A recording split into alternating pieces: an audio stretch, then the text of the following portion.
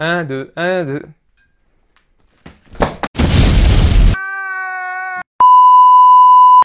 Salut à tous, c'est Tip, j'espère que vous allez bien et on se retrouve aujourd'hui pour une nouvelle vidéo. Donc premièrement, je tenais à tous vous remercier pour les retours que j'ai eu sur ma première vidéo. Sincèrement, ça me fait chaud au cœur, je pensais pas faire autant de vues, avoir autant de retours positifs dessus. Donc je tenais énormément à vous remercier, ça me fait extrêmement plaisir et merci d'être là, tout le monde. Maintenant, on peut commencer la vidéo. Non.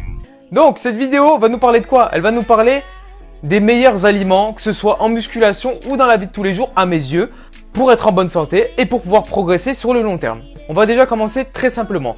Dans l'alimentation de tous les jours, vous avez trois principaux macronutriments qui sont les protéines, les lipides et je vais le mettre où? Et les glucides. Voilà. Donc les protéines, c'est tout ce qui va être à base de viande, plus ou moins, je simplifie. Les lipides, c'est tout ce qui va être à base de graisse et les glucides, c'est tout ce qui va être à base de tout ce qui est du sucre, sucre lent, etc., etc., etc. Bref, je vais vous résumer tout ça en vitesse. En gros, les glucides, c'est ce qui va être votre énergie principale. Donc, c'est vraiment ce qui va vous permettre de pousser à la salle, d'être en forme et tout. Parce que si tu as zéro glucides, bah mon pote, je peux te dire que tu vas être comme cette petite limace là. Pareil, la même. Ensuite, on a les lipides. Donc, les lipides, c'est ce qui va te permettre de réguler tes hormones. Donc, si tu as assez de bons lipides, de bonne graisse, tu auras un corps fonctionnel. Ça, c'est super.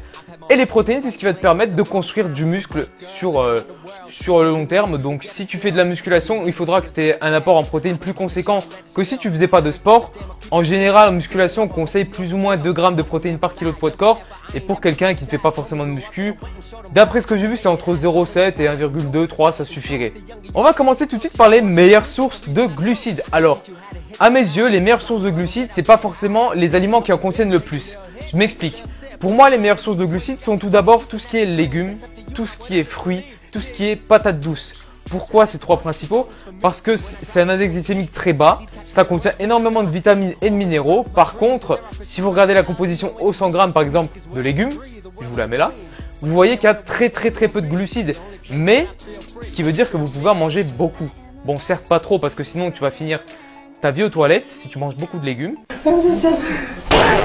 Mais enfin voilà, il faut vraiment que ça constitue une grosse part de ton alimentation, tout ce qui est fruits, tout ce qui est légumes et tout ce qui est index glycémique bas ou modéré.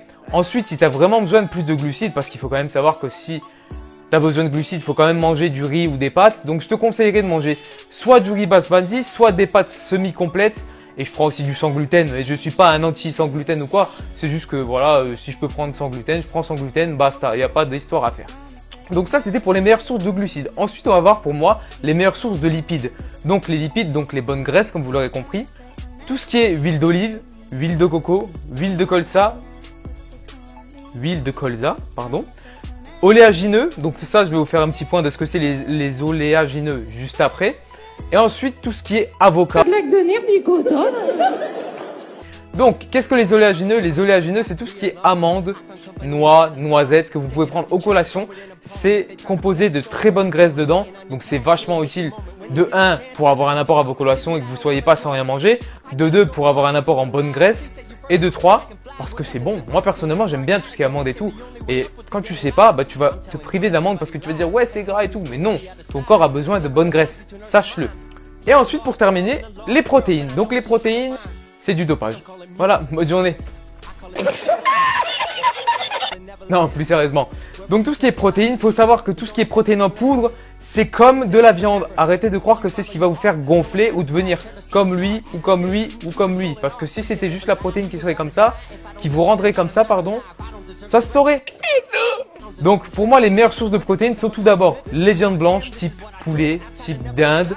Ensuite, les poissons bas dans la chaîne alimentaire, tels que le maquereau, le colin, les crevettes. Moi, personnellement, j'adore les crevettes et c'est super bon, que ce soit au niveau du goût, au niveau des protéines. Vous avez à peu près 17 à 20 grammes de protéines aux 100 grammes de crevettes, donc c'est vachement bon. Moi, personnellement, j'adore. Ensuite, on a les viandes rouges qui font consommer pas plus de 1 à 2 fois semaine parce que trop de viande rouge, ça peut être cancérigène et apporter des maladies sur le long terme. Donc 1 à 2 fois par semaine, pour moi, c'est une bonne moyenne. Donc tout ce qui est rump steak, moi personnellement, c'est ce que je prends et j'aime vraiment beaucoup ça. Après, vous pouvez prendre des viandes rouges un petit peu plus grasses, mais moi personnellement, je préfère rester sur des viandes rouges maigres.